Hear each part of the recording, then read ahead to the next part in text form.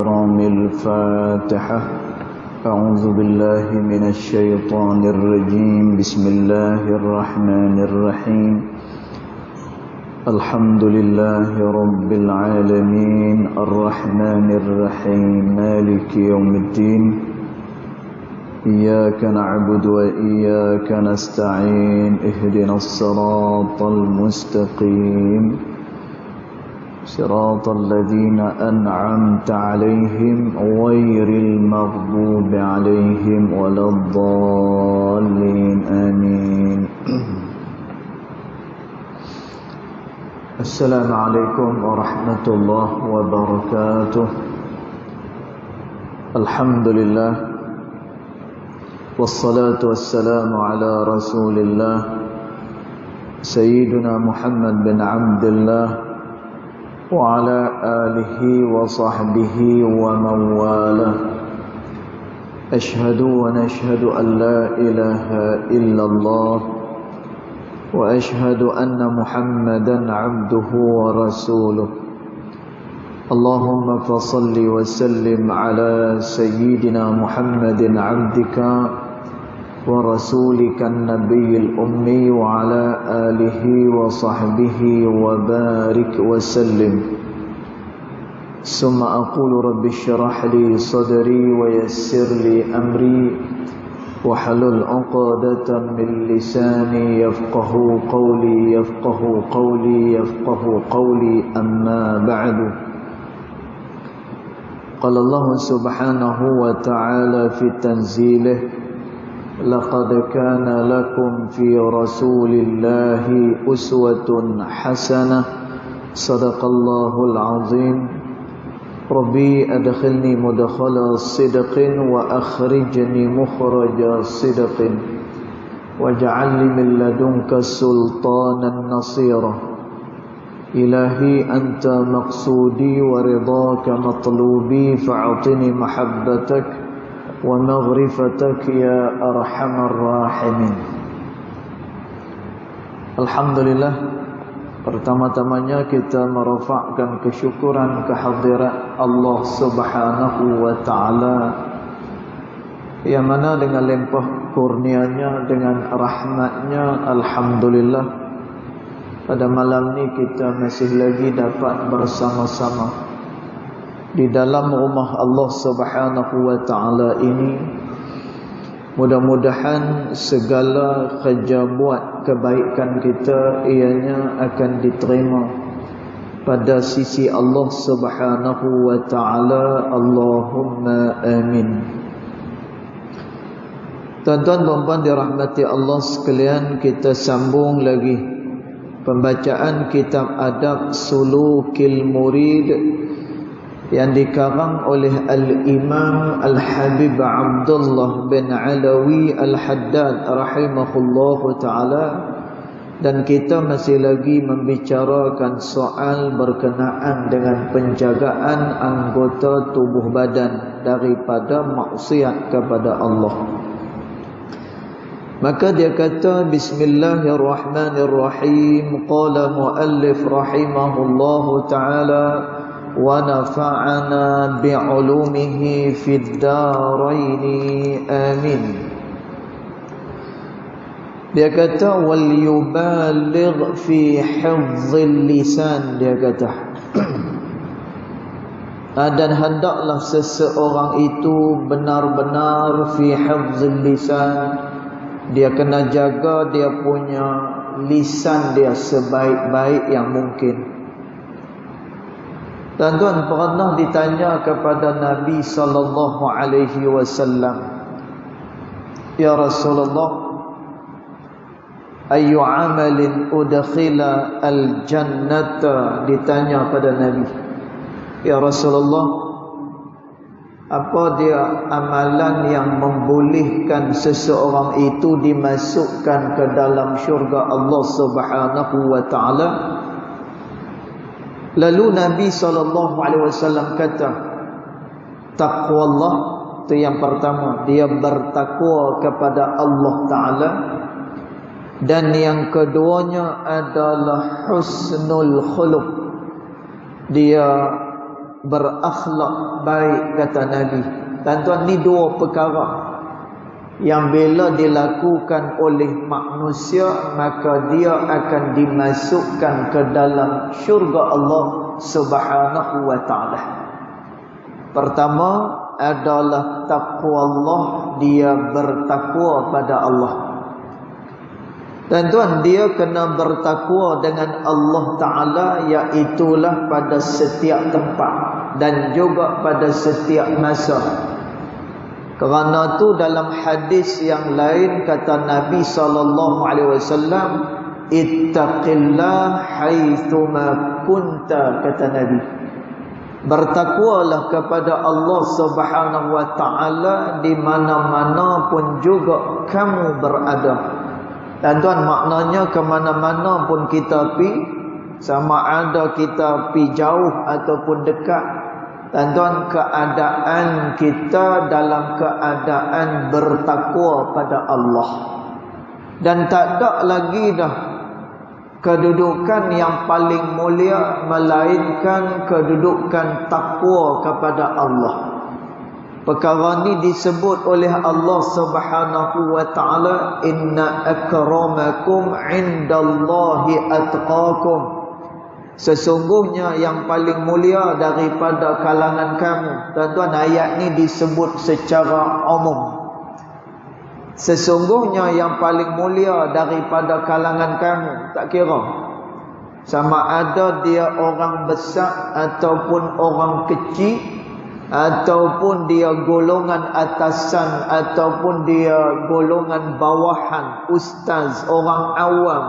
Inna akramakum, kata Allah, sesungguhnya yang paling mulia daripada kalangan kamu ni, indallah, pada sisi Allah, atqakum, yang paling bertakwa kepada Allah Subhanahu wa ta'ala. Dan tuan, maknanya orang ni dia setiap masa dalam keadaan melakukan taat pada Allah, dan setiap masa menjauhkan diri dari perkara yang dilarang oleh Allah. Dan tuan, ini adalah amalan yang paling besar. Kalau kita nak beramal, tuan-tuan, dengan amalan yang paling besar, lawan hawa nafsu, itu yang paling besar. Kata Al-Imam Sahal bin Abdullah At-Tustari rahimahullahu ta'ala, Allah lebih suka apabila seseorang itu membangkang hawa nafsu dia. Dan kita selama ni yang kita melakukan perkara yang tak disukai oleh Allah adalah kerana mengikuti akan hawa nafsu kita. Dan kerana tu, ketika mana roh dijadikan Allah Subhanahu wa ta'ala, roh dia tak ada masalah.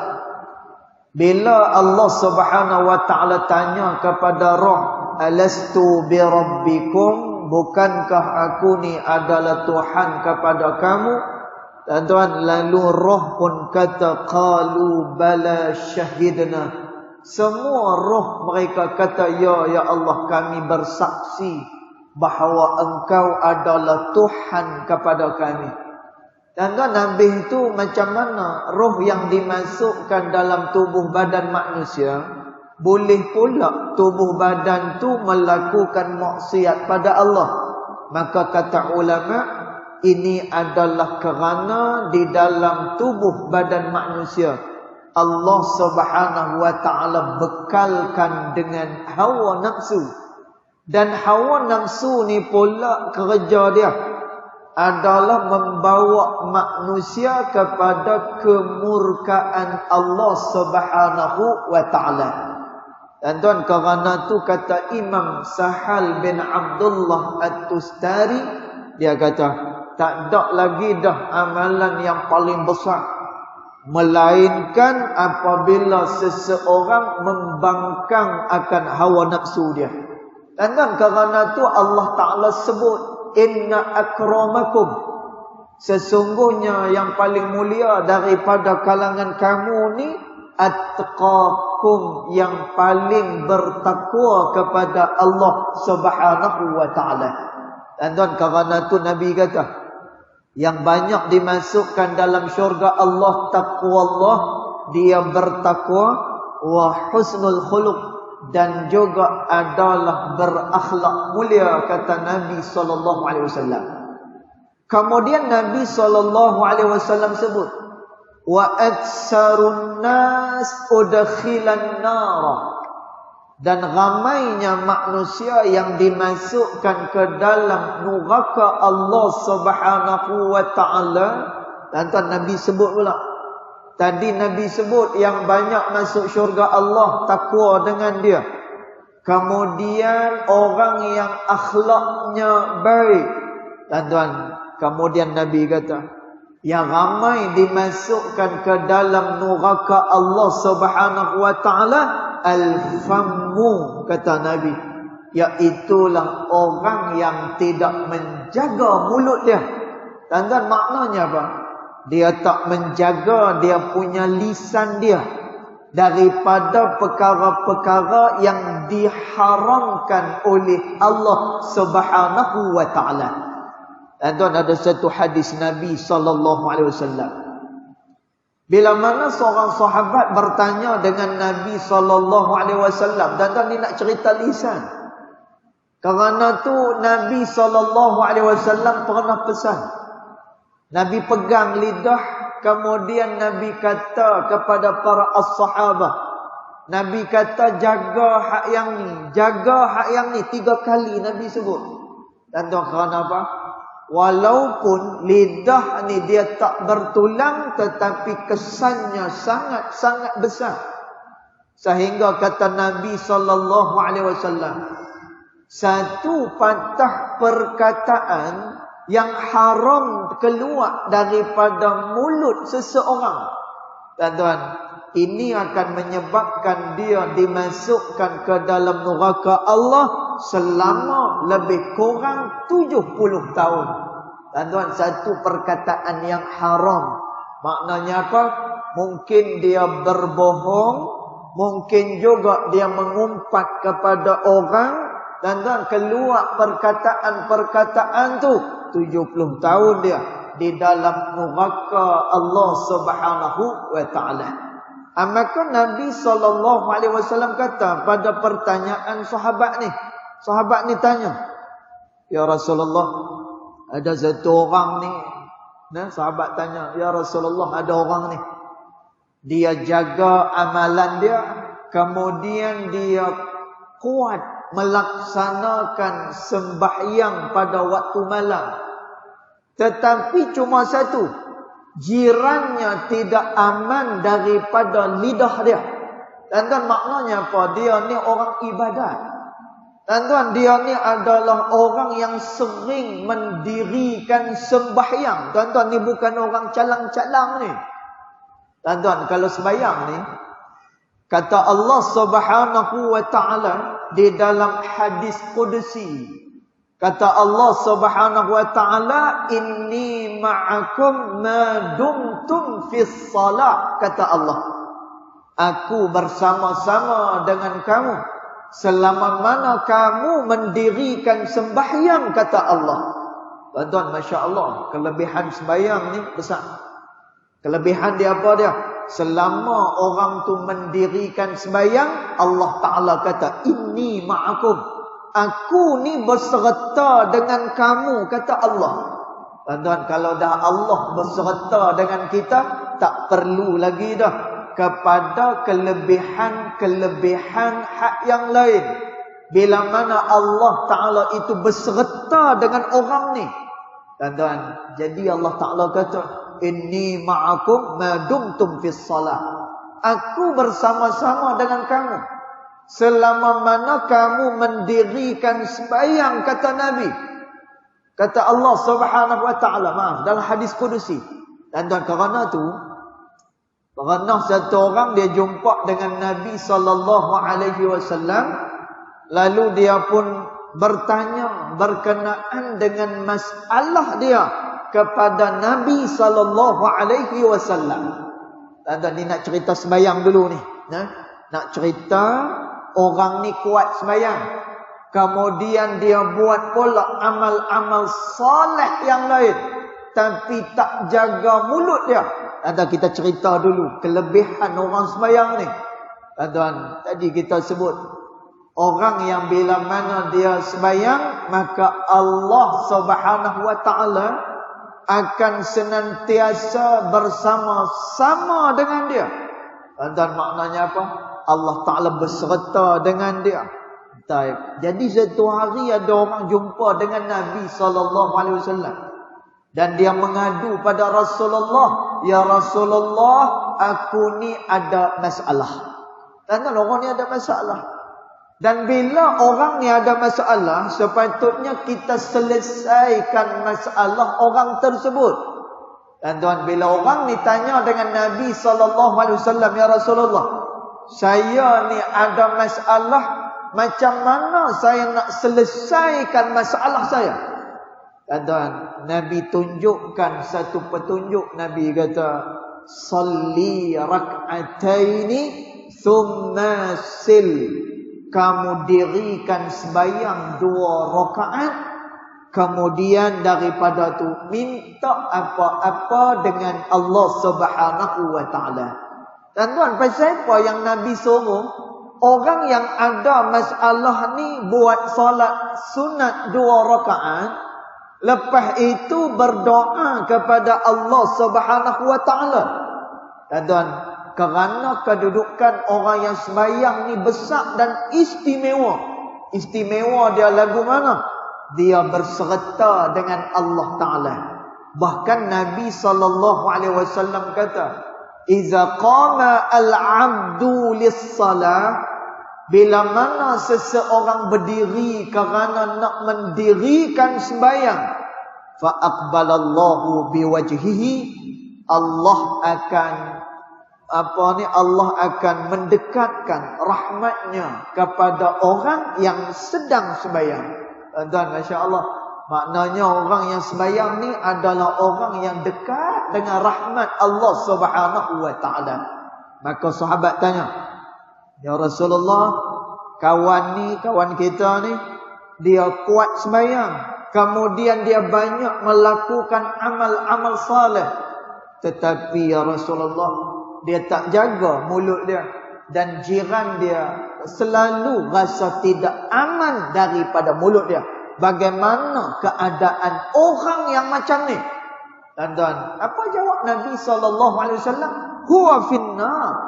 Dia akan dimasukkan ke dalam neraka Allah Subhanahu wa taala. Dan walaupun orang ni dia banyak ibadat dengan Allah, walaupun orang ni adalah orang yang banyak mengerjakan sembahyang, dan orang sembahyang ni dirahmati oleh Allah, tuan-tuan, tapi bila mana dia tak jaga dia punya lisan, tak jaga dia punya mulut dia, tuan-tuan, dia terancam dengan azab neraka Allah Subhanahu wa taala. Tuan-tuan, kerana tu Nabi SAW menyatakan tentang perihal dunia. Kata Nabi SAW, "Ad-dunya mal'unah." Dunia ni dia dilaknat oleh Allah Subhanahu wa taala. Dunia ni kata Nabi SAW, dia dilaknat oleh Allah Taala. Maka kita pun tak mau duduk kat dunia.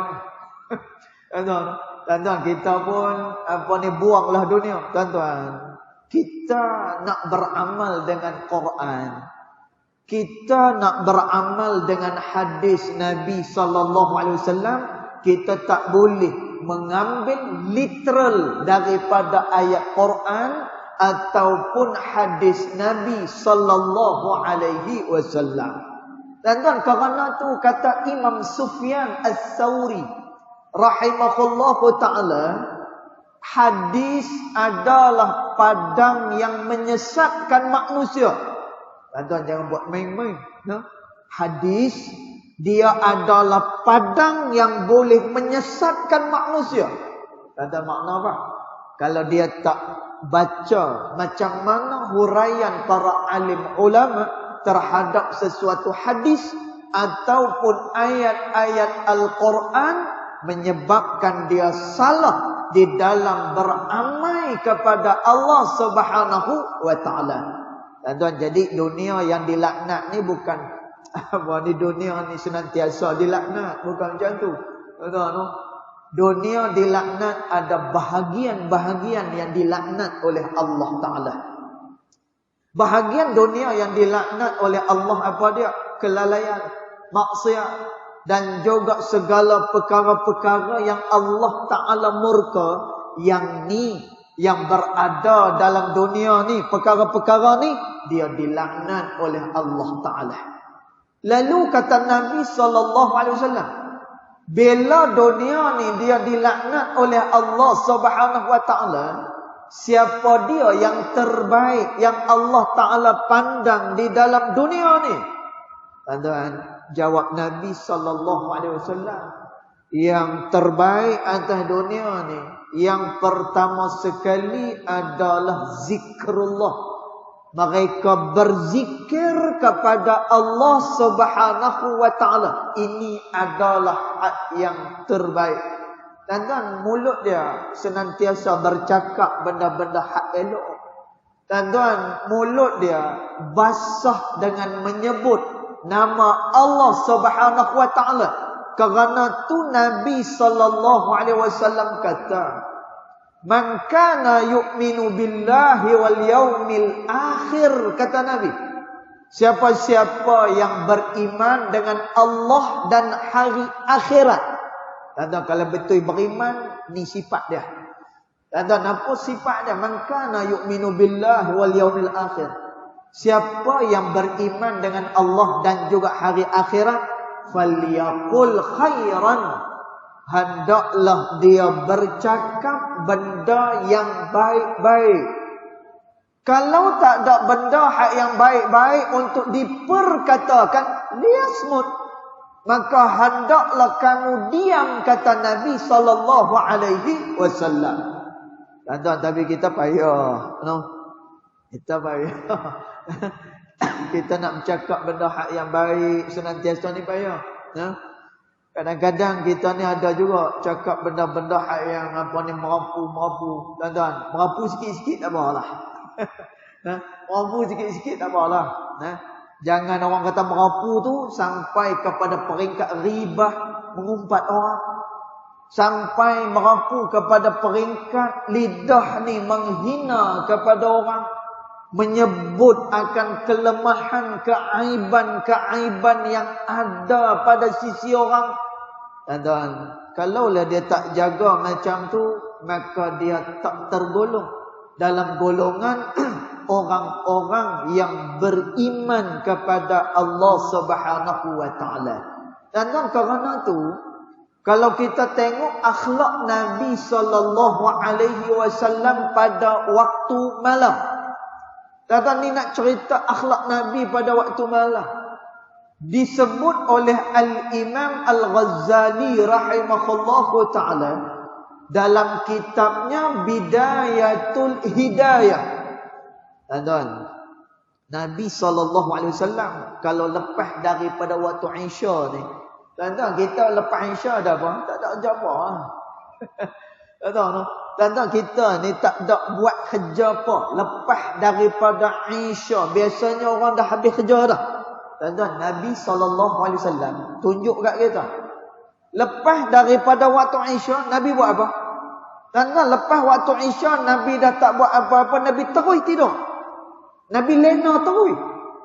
Maka Imam Ghazali rahimahullahu ta'ala pun kata, kenapa Nabi SAW lepas daripada waktu Isya, Nabi terus tidur, langsung tidur?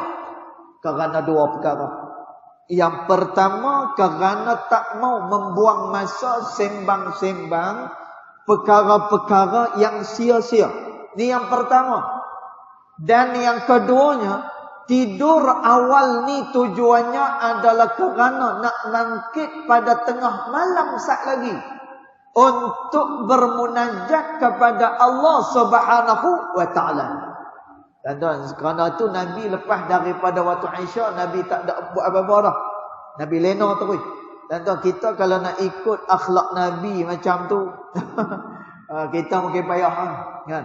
Sebab kita turun-turun daripada masjid ni sat lagi. Kita ada keinginan kita. Kita nak pi tempat tu, kita nak pi tempat ni. Tuan-tuan, sebab tu kalaulah kita tak ubah kebiasaan ni, maka kita akan jadi orang yang biasa-biasa. Tapi tuan-tuan, kalaulah kita boleh ubah kebiasaan ni, lepas daripada waktu Isya, kita boleh balik ke rumah, kemudian lena awal dengan niat dua benda ni. Tak mau cakap benda yang tak elok. Dan yang kedua, kerana dia nak bangkit pada waktu malam. Dan maka dia tergolong dalam golongan yang disebut oleh Nabi SAW. Dia adalah orang yang beriman dengan Allah dan juga hari akhirat. Baik, maka disebutkan di sini wal yubaligh fi hifdzil lisan. Maka hendaklah seseorang itu dia menjaga sungguh-sungguh dia punya lisan dia, lidah dia. Dan jaga lagu mana dia bercakap benda-benda yang elok, kemudian meninggalkan percakapan-percakapan yang diharamkan oleh Allah. Kemudian dia kata, fa inna jirmahu saghirun wa jurmahu kabirun. Lidah ni dia punya saiz dia sangat-sangat kecil, sangat-sangat halus. Tuan-tuan tengok lidah kita, dia bukannya besar mana sekali pun. Tuan-tuan, tapi ulama ada sebut. Ulama sebut. Kata ulama, sesungguhnya lidah ni dia lebih tajam daripada mata pedang. Tuan-tuan nak tunjuk kata apa? Akibat daripada lidah ni, akibatnya sangat-sangat besar. Maka kata Imamul Haddad rahimahullahu ta'ala, fa inna jirmahu saghir. Dia punya saiz dia kecil. Wa jurmahu kabir. Tetapi dia punya akibat dia, kalaulah kamu tak jaga sungguh-sungguh, maka kabir, akibatnya sangat-sangat besar, kata Imamul Haddad rahimahullahu ta'ala. Tuan-tuan, tadi kita dah sebut bagaimana ada satu orang yang bila mana dia menjaga ibadat dia, tapi dia tak jaga dia punya lidah dia, akhirnya dia dimasukkan ke dalam neraka Allah Subhanahu wa ta'ala. Baik, kemudian dia kata lagi, falyakuffahu 'anil kadhibi. Maka hendaklah dia jaga lidah dia 'anil kadhibi, daripada dia berbohong, kata Imamul Haddad. Ya Allah, tuan-tuan, kata ulama, siapa-siapa yang berbohong, ketika dia berbohong, malaikatur rahmah akan jauh sejauh-jauhnya daripada orang yang suka berbohong ni. Allahu Akbar. Tuan-tuan, kalau kita muhasabah balik diri kita, agak-agak hari ni berapa banyak dah hak yang kita mohon ke orang agak-agak. Tuan-tuan, maka kata ulama, bila mana dia berbohong, malaikatur rahmah akan jauh sejauh-jauhnya daripada dia, selama mana ia berbohong kepada orang lain. Tuan-tuan, maknanya apa? Orang yang berbohong, orang yang berdusta ni, dia jauh daripada mendapatkan rahmat daripada sisi Allah Subhanahu wa ta'ala.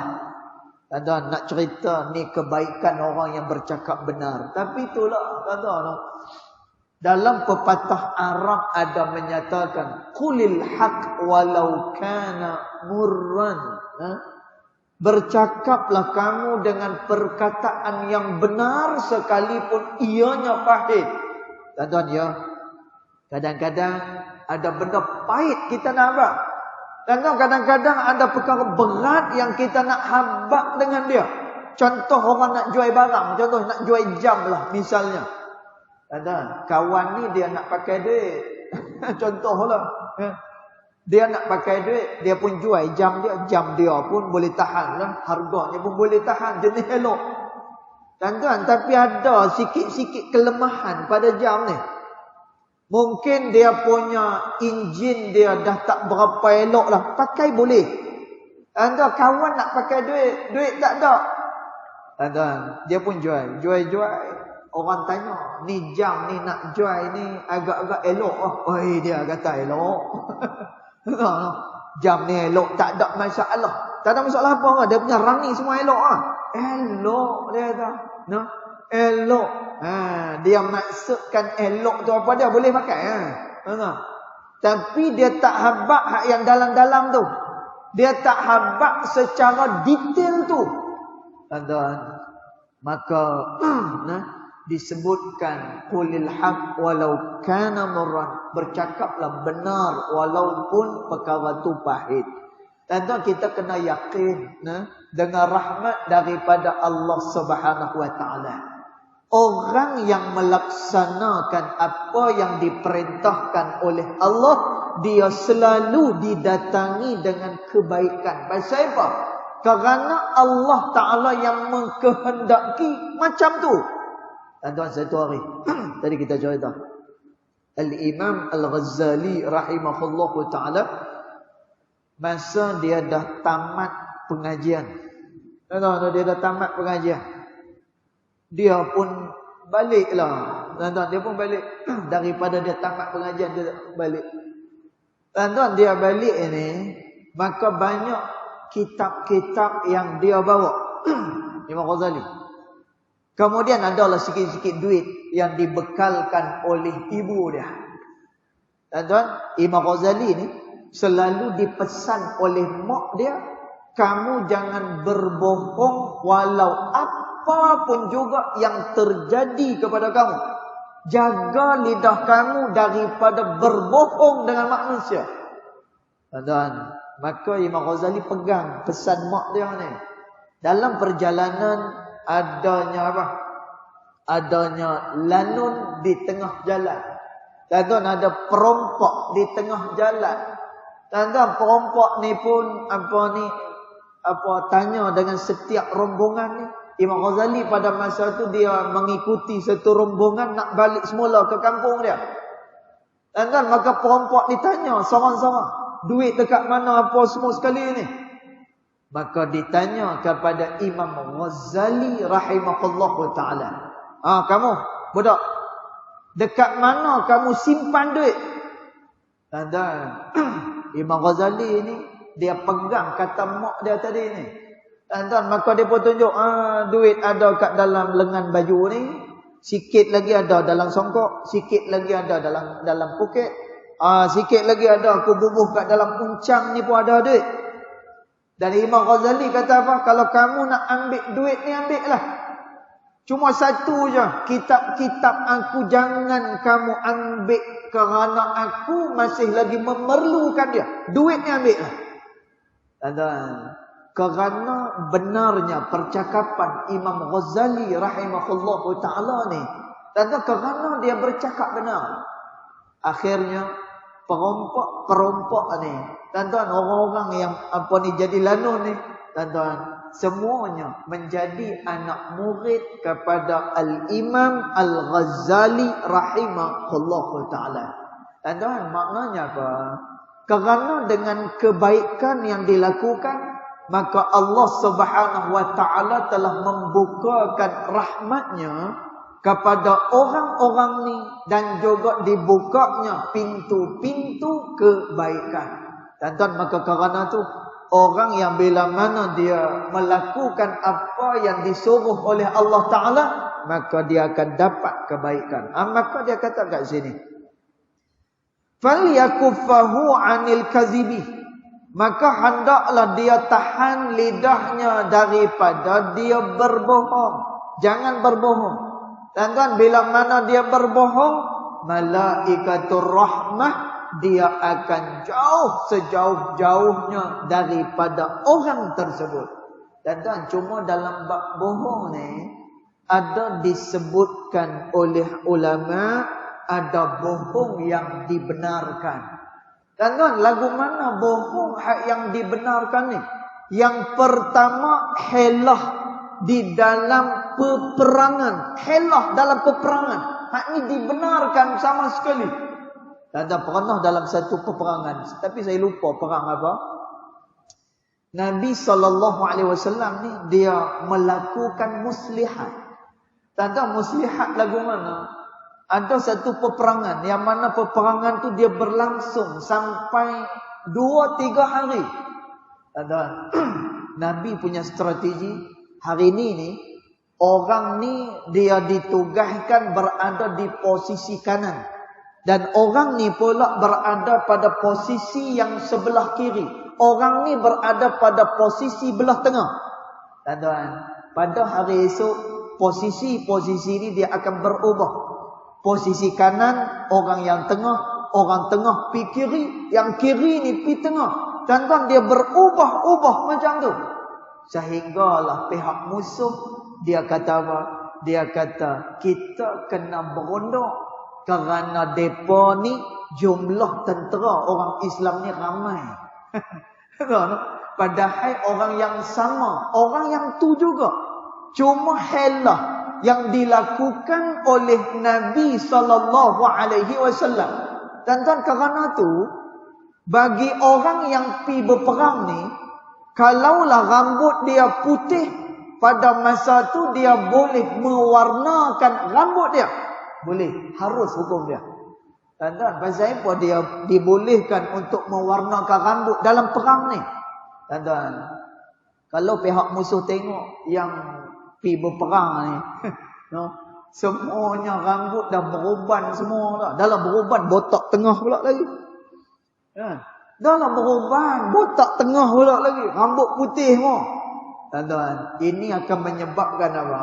Menyebabkan tentera musuh dia tengok, Allah, orang-orang tua semua ini boleh makan, dia kata.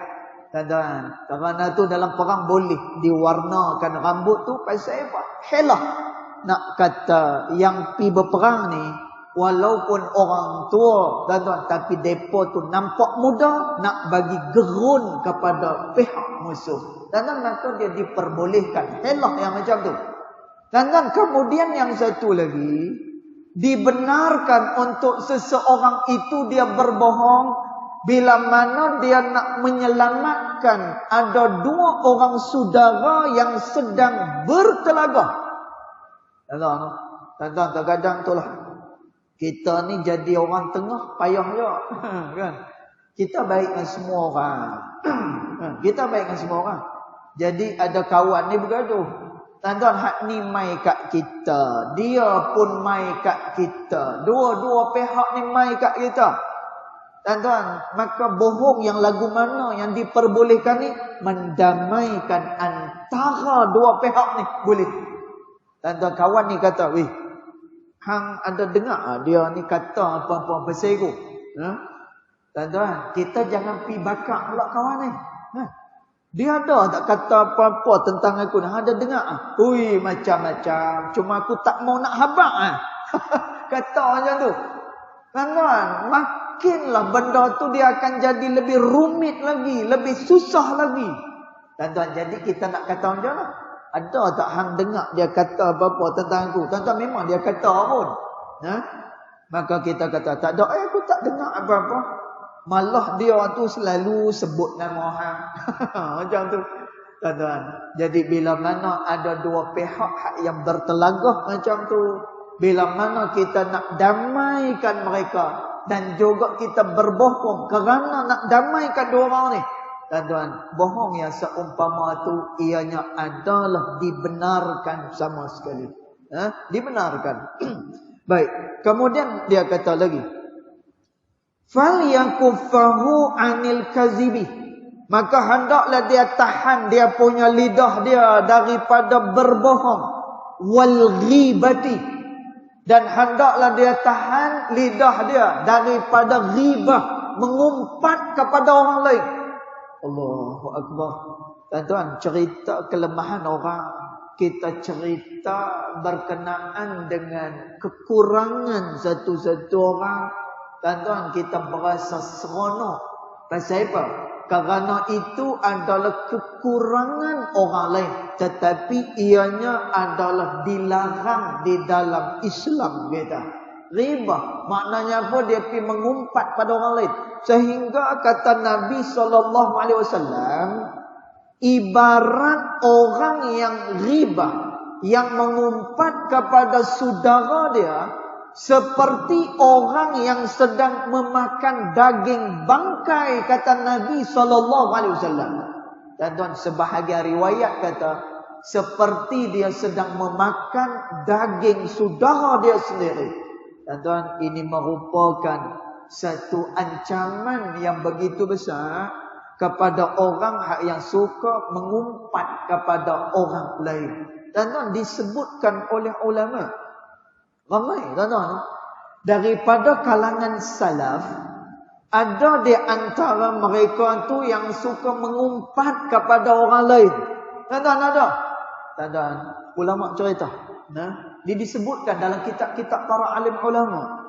Tuan-tuan, ulama ni, bila mana dia banyak mengata pada orang, dia banyak sebut kekurangan orang lain tanpa ada keperluan. Tuan-tuan, kalau ada keperluan, tak apa.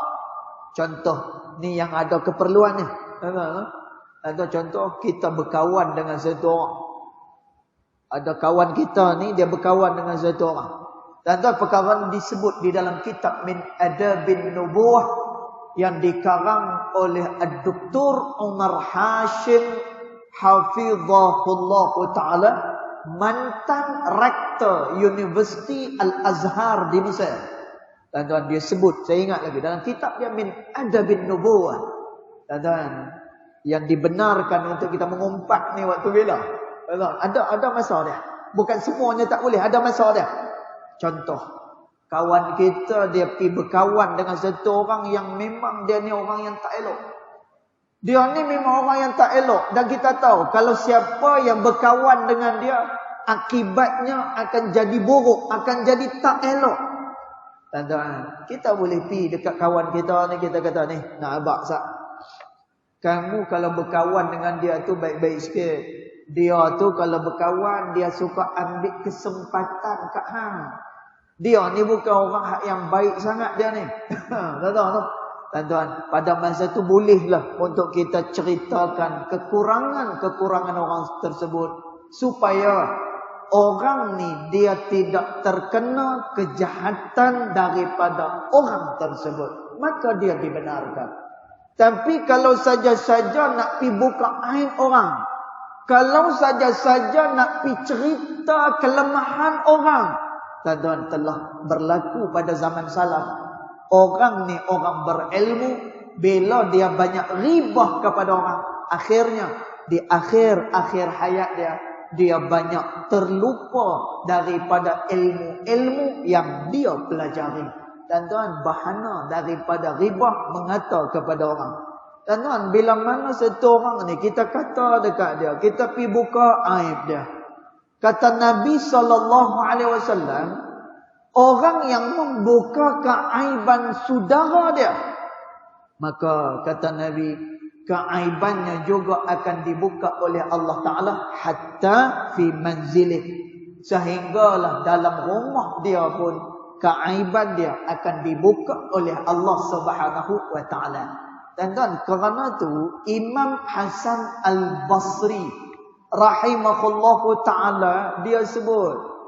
Tuan-tuan, Imam Hasan Al-Basri dia cerita. Kata Imam Hasan Al-Basri, aku pernah tengok ada dua orang. Yang pertama, orang ni suka melakukan maksiat pada Allah, akan tetapi keaibannya tidak tersebar. Tuan-tuan, ni kata Imam Hasan Al-Basri. Manakala ada orang yang pernah aku tengok, kata Imam Hasan Basri, dia ni kuat beribadat kepada Allah, tetapi keaibannya diketahui oleh orang ramai. Tuan-tuan, maka Imam Hasan Al-Basri pun dia kata, bila aku siasat benda ni, rupa-rupanya orang yang buat maksiat ni, ya dia buat maksiat, akan tetapi dia tidak suka membuka keaiban saudara-saudara dia. Lalu Allah Subhanahu wa taala menutup segala keaiban-keaiban dia. Tapi hak satu lagi, walaupun dia banyak beribadat pada Allah, tetapi dia tak menjaga mulutnya daripada meribah kepada orang. Akhirnya semua keaiban-keaibannya dibuka oleh Allah Subhanahu wa taala. Tuan, maka tinggalkan ribah, kerana apa? Nanti esok pada hari kiamat menyebabkan orang ni dia boleh muflis di hadapan Allah Subhanahu wa taala. Kemudian dia kata lagi, jagalah lidahmu wasairil kalamil mahdzur, dan jagalah lidahmu daripada berkata-kata al-mahdzur, dengan benda-benda yang dilarang oleh Allah Subhanahu wa taala. Yang ni nanti kita akan bincang pada pertemuan yang akan datang, insya-Allah taala alam. Cukup setakat tu. Yang baik datang daripada Allah Subhanahu wa taala, yang tidak baik datang daripada kejahilan dari saya sendiri, walaupun hakikat kedua-duanya datang daripada Allah Subhanahu wa taala. Bismillahirrahmanirrahim. Alhamdulillahirabbil alamin, wassalatu wassalamu ala asyrafil anbiya wal mursalin wa ala alihi wa sahbihi ajma'in. Allahumma ighfir lana ma akhtana wa ma ta'ammudna wa ma asrarna wa ma a'lanna wa ma anta a'lamu bihi minna, antal muqaddim wa antal muakhir. La ilaha illa anta subhanaka inna kunna minadh dhalimin. Wa sallallahu ala sayyidina Muhammad wa ala alihi wa sahbihi wa baraka wa sallam. Walhamdulillahi rabbil alamin. Wallahu a'lam.